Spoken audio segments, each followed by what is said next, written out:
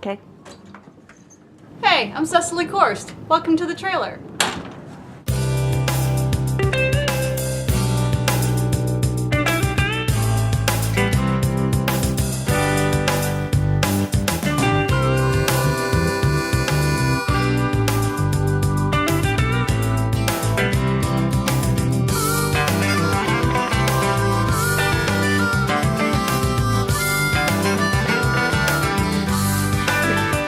Thanks, you guys, for being on the Trailer Talks. I really appreciate it.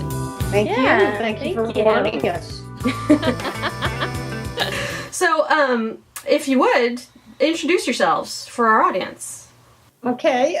Well, I'm Tracy Newman, the mother. And I'm Charlotte Dean, the daughter. Oh, and we're in the arts. Yes. Yes, And you'll find out exactly what we do as we go along. Awesome. Yeah. So this is really fun. We've never had a mother-daughter team on the show where they have really different careers, both successful in the arts. So this is really fun. Well, also we're really involved in 2 projects together right now, and I think it's not only unusual for mother and daughter, but it's like unusual for us. We haven't really ever done anything like this, and it's really fun.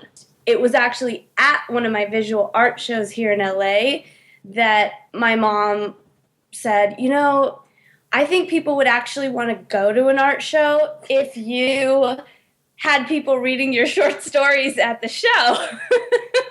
I was really speaking for myself. It's her art. I want to go because it's her art, and I see my daughter, and it's really good art. But do I go to art shows? No. Well, neither do I. Unless it's like I walk in for 5 minutes. Yeah. You walk in, look at the page. If there's something that really grabs you and you want to buy it, or it's affecting you so much that you have to sit in front of it forever, that's a rare thing, though. Mm-hmm. So I just felt like, let's try to keep them in the room for 10 minutes, and maybe her stories would do that. Right. Along with the art. Right. Charlotte's shorts. So it's these actors reading these short stories, and my mom and I have been directing the actors together. So it's like she directs and I watch and nod my head. She's a good director. She's learning. I'm learning.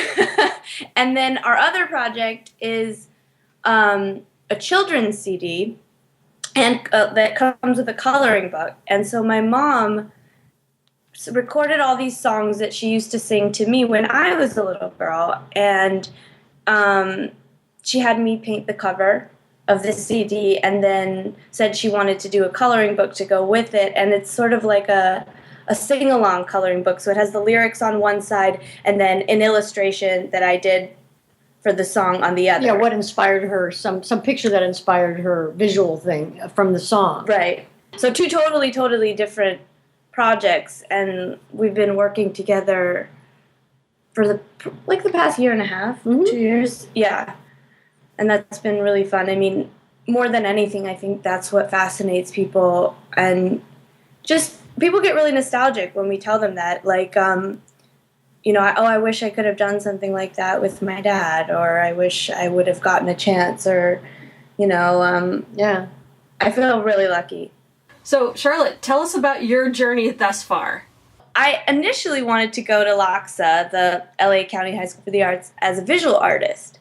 And, they were holding what I thought was an audition, like an acting audition, but for visual arts. So I showed up ready to draw. She thought that the interview would be her actually drawing. So I brought materials and paper and stuff, and they were like, let's see your portfolio. Which I didn't have. I can't believe also that as her parents, we didn't really, till we got there and saw people coming in with these huge portfolios. Yeah, like paintings. We didn't get invested in it very much. We didn't really understand either. Neither of us were art. Well, Jim actually had art experience. Yeah, but none of us were part of that world. And I grew up going to auditions with my dad. Mm-hmm. And for me, it was like, well, I can draw. I like to draw. I'll show you, show me what you want. Tell me what you want. Tell me what you want, but, they liked me, but they couldn't obviously let me in on my visual art skills. So they told me, if you really want to come to this school, there's one more audition, and it's next week, and it's for theater. So I learned 2 monologues, and I did them, and I went to LACHSA for theater. I just have to say one thing. This thing about, I think it's really important to, just for listeners, especially young listeners, to understand that if you want to do something, you still go for it, even if you're rejected. Mm-hmm. And she went to Bard for a year, which is 2.5 years. I'm sorry. She was accepted to a number of colleges there, but not Bard. Mm-hmm. Yeah, I was waitlisted at Bard. She was on the wait list. So we went to other colleges, and we realized on our driving around from college to college, we were passing Bard. So she said, let's go in there. So we go in, and the administrator happened to be there. So she walked in and asked if she could talk to the administrator. I waited outside for 45 minutes, and then they just took her in right away. I love it. She had been rejected by that school. I didn't know you were on the wait list, but it doesn't really matter. They took her right away. Mm-hmm. So I don't know. It's a great lesson just to perseverance and keeping your eye on what it is you want and figuring out how to get it. Absolutely. Without compromising yourself. Yeah, I think so. Yeah. Okay, so I did go. I really wanted to go to Bard. I made it happen, and then I didn't go to my classes. I did the same thing at the University of Arizona when I was her age. I loved that school. I love the people. I love the location, the teachers. It's a wonderful place, but I was not ready to be there at 17. I didn't know what I wanted to study.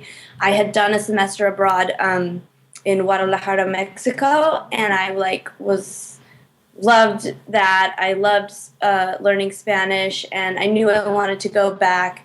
And so after 2.5 years, I left Bard and decided to go to Mexico, go backpacking, travel through there, and which scared us. Sure. But I had great friends and people I could rely on there, and I became fluent very quickly, because I had to. And I ended up staying in Mexico City just because it's a huge city. It's beautiful. Where I lived was this area called Coyoacan, which is like where Frida Kahlo's house is, and it's these cobblestone streets. It's just a beautiful, beautiful area. And that's where I took a figure drawing class, so a live nude models, and I loved that. And a guy in my class was like, "Hey, I'm a contractor, and I need the people I'm working for really want a mural in their house. Do you do murals?" And I just said, "Yes." Of course. Of course I do. Which I had never done one, but I just knew I could, and I wanted to do it, so I said yes. And it was a big job. It was 300 square meters. It was 3 stories, including under the stairs, the ceilings. It was a disco. It was a disco inside someone's house in Mexico City. Really weird, but beautiful.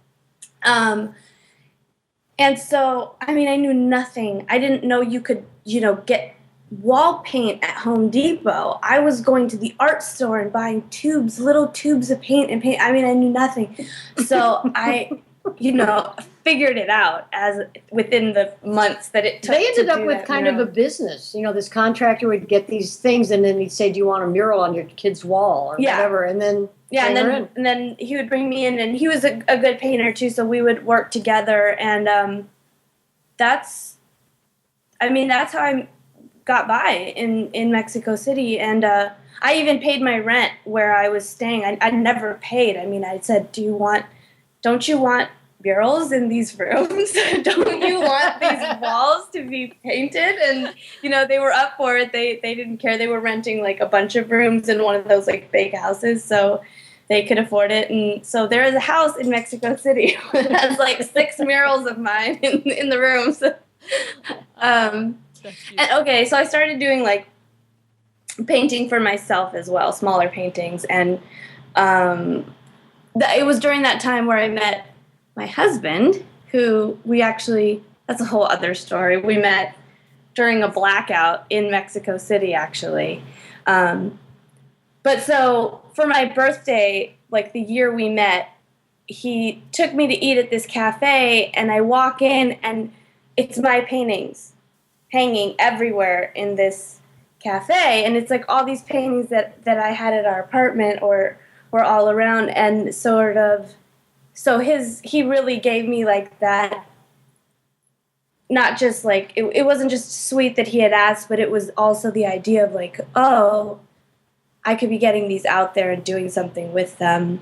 And so we started doing like art shows, which is what brought me back to the U.S. And, art shows now with actors reading her short stories. Right. Perfect. Like I said, which is so funny because it's true.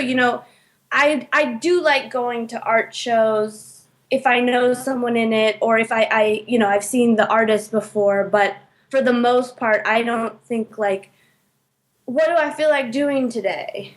Oh, yeah, I want to walk around and look at art. Not, maybe a museum where I could take my time. But art shows, there's always like a little awkward thing, like wine and cheese and... It's a party, really. Yeah, but it can't get that fun. Like you can't dance because you have to be careful not to knock any art over. Like, I don't know, it's limited. So her idea of having people read some of my stories out loud and knowing the incredible actors who were all my babysitters, really, growing up. The Groundlings were her babysitters. Yeah. Like Kathy Griffin, Lisa Kudrow, John Lovitz. I'm trying to just name this, Laraine Newman, of course. Mm-hmm. I'm trying to just name the people that became celebrities, but really, Paul Rubens, mm-hmm. Pee-wee, that's Pee-wee. But I mean, really, really funny people mm-hmm. were around her. Not to mention her dad, who's really funny, and me, I can be funny. And, she just was surrounded by that her whole life. Mm-hmm. That is so cool. Yeah. So, for me, I started the blog because my husband was like, you need to write these stories down, because I would just tell them to him and he'd be like, okay, write it down. And I'd be like, no, I'll remember it. I don't need to write it down. I'm fine. And, we know what happens with that. Yeah, he was like really pushed me to like, got the pen and paper for me, started writing it himself, was like, come on, don't make me do this, write it down. So I wrote it. And then he's like, you need a blog, really pushed me into it. But I didn't think about the moral of this story is do what people tell you. Yeah. Like, if you're a creative person with like no sense of direction, surround yourself with people who will push you. Yeah. Yeah. But so he really pushed me into getting my work just out there and writing. I did it every Monday. I would write a new short story. And that I started in 2009. Mm-hmm. And so we had a lot of work to pick from. Mm-hmm. And hearing the people read them at that first art show was a huge... It was a revelation. It really was. Yeah. Especially my Aunt Laraine, hearing her... There's one thing that's called I Hate Camp, and it's this letter I wrote, Mom, come pick me up. I hate it here. I can't believe you paid for me to come here. It's torture. It's this kid... and the next, it's like he's emailing his mom, and then 5 minutes later he emails her, never mind, the kid that was mean to me got stung in the face by a bee. Camp is great. I'm so happy, And I saw Laraine do it in this voice. Of a little boy. And she was performing it. It became so much more than what I had written, so it really came to life, I guess. Well, essentially she understood how to mine what was there in the voice of one of her existing characters, because mm-hmm. she always was able to do kind of a little boy. Mm-hmm. So, Laraine, yeah. And so, and there were other actors who were reading that day that did characters, a couple of others, and others just did narrations. But even some of the actors, Tim Bagley, reading just a straight narration of one of the pieces. I mean, It was so funny. so funny, and like I don't know, I had, it was surreal. I had never heard somebody read something I'd written before. It was very cool. So what's the scariest part or the hardest part of each of your careers? I'd say like my fear or any type of regret, it's always around saying like, oh, I could have said yes to that, and this could have been so much more than it was, or I could have been open to these other ideas that maybe I was afraid to go bigger or try a different medium or these things. So I really, every time I feel myself resisting or about to say no, I like take a break, take a walk. Then, of course, you have to know when to say no. And that... Right. What's the one thing that you guys think that everyone should know about living a creative life? So, what's the one thing that you guys think that everyone should know about living a creative life? that it's unpredictable. You know, and not that that's a surprise. People do know that. It is hard work, just as hard as any other job. You put in as many, if not more hours, I think. Yeah. I mean, I think hopefully you love it and you get to keep loving it. You know, there are some jobs where you don't take your work home. This is not one of them. Yeah. This is your home is this work, you know, and it's exhausting. And it's, of course, I just was reading a thing about Billy Joel in American Songwriter magazine. There's a quote there that I hate writing a song. I love having written it. I like writing it. I actually do enjoy writing it when I know when I get to a certain point, it starts to be fun. But I know what he's talking about. It's starting a new project. You know, she's not afraid of the empty page. I am. I am very afraid of the empty page. You know, I didn't have someone like Jim, her dad, you know, pushing me. And so, you know, I have to do it to myself. And all right. Where can people learn more about you two?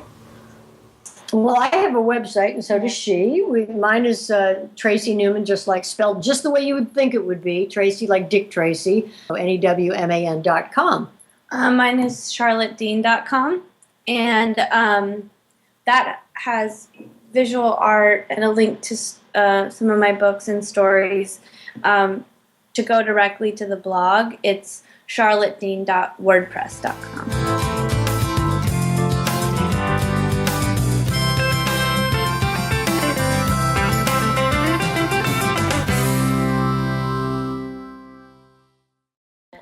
All right, well, you were my first mother-daughter team, and good job. Thanks. Thank you. Thank you so much, Cecily.